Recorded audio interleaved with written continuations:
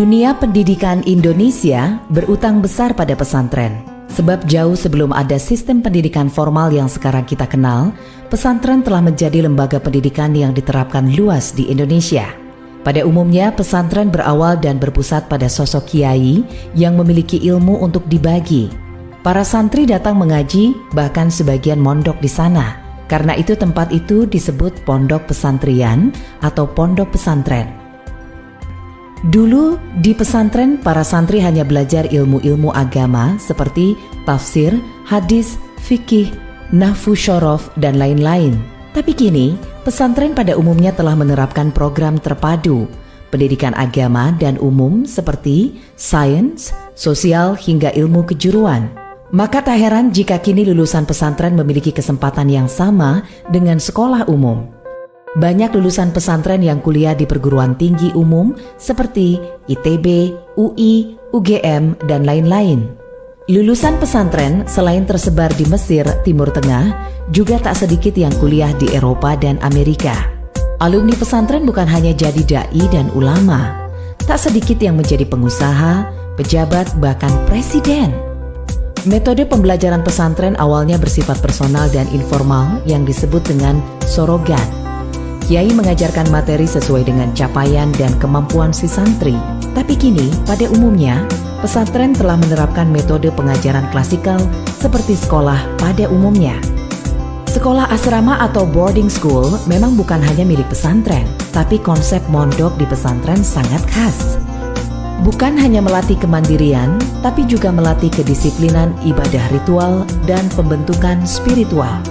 Pendidikan karakter yang sekarang menjadi tema sentral dalam pendidikan modern telah menjadi inti pendidikan pesantren selama berabad-abad. Adab sebelum ilmu, character before knowledge adalah prinsip pendidikan pesantren.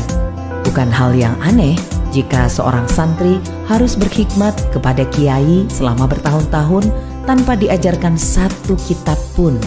Kiai bertujuan membentuk adab sang santri sampai betul-betul siap menerima ilmu. Karena tujuan pendidikan bukan hanya taklim, pengajaran, tapi juga takdib, pembentukan karakter. Jika sekolah modern kini tengah ramai-ramai back to nature dengan konsep sekolah alam, maka pesantren sejak dulu telah bersatu dengan alam.